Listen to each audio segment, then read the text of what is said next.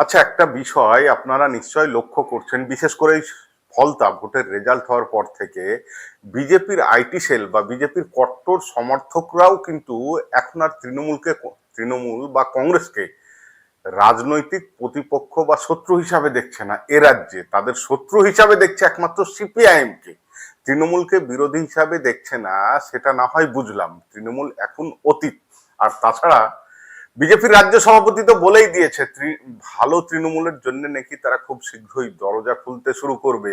আর যে সকল খারাপ খারাপ তৃণমূলগুলো পড়ে থাকবে তাদের জন্য তো কংগ্রেসের প্রদেশ সভাপতি শুভঙ্কর সরকার বলেই দিয়েছে, তাদের জন্য কংগ্রেসের দরজা জানলা সবকিছু খুলে রাখা হয়েছে। এখন প্রশ্ন হলো এটাই যে এরপরেও বিজেপি কেন কংগ্রেসকে তাদের প্রতিপক্ষ হিসাবে দেখছে না, যাদের কিনা এ রাজ্যে দুজন বিধায়ক আছে, একজন সাংসদ আছে।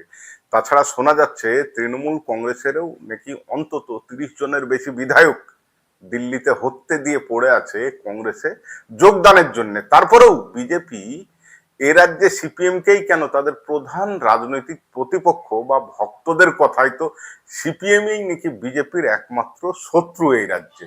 তো চলুন বিষয়টা আজকে আপনাদের সামনে একটু ক্লিয়ার করে দিই বাংলা। আসলে বিষয়টা হলো বিজেপি ভালো করেই জানে যে তৃণমূল থেকে যতজনই বিধায়ক কংগ্রেসে যাক না কেন, তারা কিন্তু কেউ রাস্তায় দাঁড়িয়ে মানুষের কণ্ঠস্বর হয়ে মানুষের কথা বলবে না। বিজেপি এটাও জানে কংগ্রেস হচ্ছে ভোট পাখি, সুখী আর বড় লোকদের পার্টি।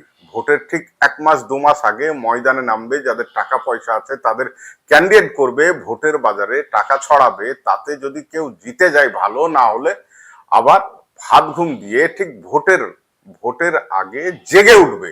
আপনারা সেটা নিশ্চয় লক্ষ্য করেছেন। এবারে আসি বিজেপি কেন সিপিএম কেই এ রাজ্যের একমাত্র রাজনৈতিক ভাবে বিরোধী হিসাবে দেখছে। তার অনেকগুলো কারণ আছে। তার প্রথম ও প্রধান কারণ হলো বিজেপি যার পৃষ্ঠপোষকতায় চলে সেই আরএসএস, তারা কিন্তু আমাদের দেশে কেবলমাত্র কমিউনিস্ট পার্টি আর মুসলমানকেই তাদের প্রথম ও প্রধান শত্রু হিসাবে দেখে। ফলে স্বাভাবিক কারণেই বিজেপিও যে সিপিআইএম কে প্রধান বিরোধী দল হিসাবে দেখবে, সেটাই স্বাভাবিক।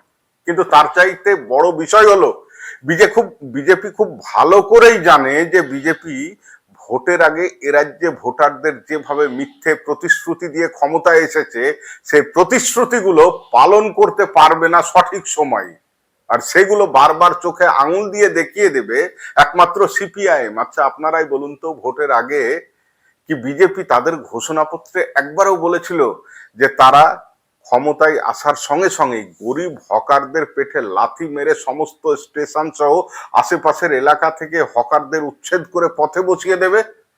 আচ্ছা, বিজেপি কি ভোটের আগে ঘোষণা করেছিল যে বিজেপি ভোটে জিতে গেলেই তারা মুসলমানদের টাইট দিতে গিয়ে হিন্দু ঘোষ বা গোয়ালাদের গরু বিক্রি বন্ধ করে দিয়ে তাদের মৃত্যুর পথে ঠেলে দেবেন?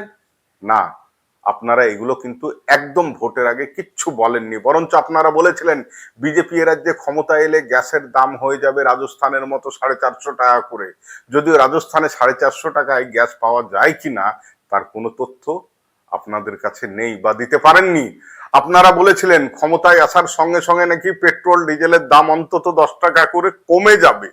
কিন্তু দাম তো কমা দূরের কথা, এই কদিনেই 3বারের বেশি পেট্রোল ডিজেলের দাম বেড়ে গেল। আপনারা বলেছিলেন ক্ষমতায় এলেই নাকি ইলেকট্রিক বিল 200 ইউনিট পর্যন্ত ফ্রি দেবেন, কিন্তু সে বিষয়ে তো আপনাদের মুখে পুরো সেলোটেপ লাগিয়ে বসে আছেন। এরকম আরো অসংখ্য উদাহরণ আছে যে প্রতিশ্রুতিগুলো আপনারা দিয়েছিলেন, যেমন সরকারি কর্মচারীদের ডিএ চালু, প্যারা টিচারদের বেতন বৃদ্ধি, আরো অনেক কিছু, অস্থায়ী কর্মীদের স্থায়ীকরণ, আরো এরকম অনেক বিষয় আছে। আরো একদিন না হয় সে বিষয়ে আলোচনা করব। এই বিষয়গুলোকেই সিপিএম বারবার আপনাদের চোখে আঙুল দিয়ে দেখিয়ে দেবে। আর এটাই হচ্ছে আপনাদের বড় একটা ভয়ের কারণ। এখন আপনারা অনেকেই বলতে পারেন 1 মাসও হলো না সরকার গঠনের, তার মধ্যেই এত সমালোচনা। দেখুন, আমরা এই সরকারকেও সময় দিতে চাই, কিন্তু সময় দিয়েও যে কোনো লাভ হবে না সেটা আমরা অতীতে আশেপাশের রাজ্য ত্রিপুরা, বিহার, আসাম, উড়িষ্যা কে দেখে অলরেডি শিক্ষা পেয়ে গেছি। আর একটা বিষয়, সরকার যদি কোনো কাজ করার সদিচ্ছা থাকে বা করব মনে করে, তাহলে ক্ষমতায় আসার একদিনের মধ্যেই করা যায়। যেমন ধরুন ইমাম ভাতা বা মুয়াজ্জেম ভাতা, পুরোহিত ভাতা বন্ধ করে সরকার খুব ভালো কাজ করেছে, তার জন্য আমরা সরকারকে সাধুবাদ জানাই। মহিলাদের সরকারি বাসে যাতায়াতের ক্ষেত্রে ফ্রি করেছে, সেটাও আমরা প্রশংসা করি। যদিও এখানে একটা বিষয় হলো, আজকের ডেটে কতগুলোই বা সরকারি বাস চলে আমাদের এ রাজ্যে, তবুও মানসিক দিক দিয়ে তো একটা শান্তিতে আছি ফ্রি ঘোষণাটা শুনে। দেখুন, ভোটের আগের প্রতিশ্রুতি রক্ষা করার ইচ্ছা থাকলে অবশ্যই করা যায়, আর সেটা করে দেখিয়েছে তামিলনাড়ুর থালাপতি। পেট্রোলের দাম যে কমানো যায় রাজ্যের পক্ষে থেকে, সেটা গতকাল পাঞ্জাব সরকার করে দেখিয়ে দিয়েছে। তাহলে আপনারা কেন পারছেন না? আপনারা পারছেন না সেটা আবার ভুল, আপনারা অবশ্যই পারছেন। তবে সেটা হলো যেগুলো সাধারণ মানুষ চাইছে না, বা ভোটের আগে আপনারা প্রতিশ্রুতি দেননি, বা সেটা পরে করলেও কোনো সমস্যা ছিল না। যেমন ধরুন, মসজিদের আজান হোক বা ডিজে বাজানো নিয়ন্ত্রণ, এগুলো খুব ভালো কাজ করেছেন।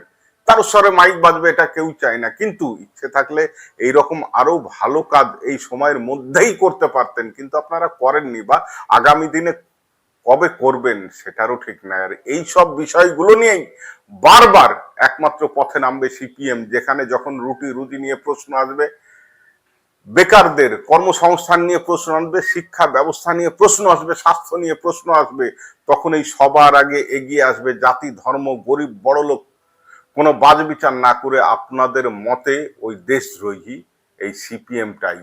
তাই তো আপনাদের সিপিএম কে আজকের ডেটে এত ভয়, বা আপনারা প্রচার করছেন সিপিএম যারা করে তারা কি দেশদ্রোহী। আপনারা তো ঠিকই প্রচার করছেন, সিপিএম তো দেশদ্রোহী আপনাদের চোখে হবেই, কারণ সিপিএম তো এই গরিব, যারা একদম বস্তিবাসী গরিব মানুষ, যারা নিপীড়িত অত্যাচারিত মানুষ, তাদের প্রশ্নগুলো তুলছে। আপনাদের মতো তো আদানি আম্বানিদের সুবিধা করার জন্য তারা প্রশ্ন তুলছে না।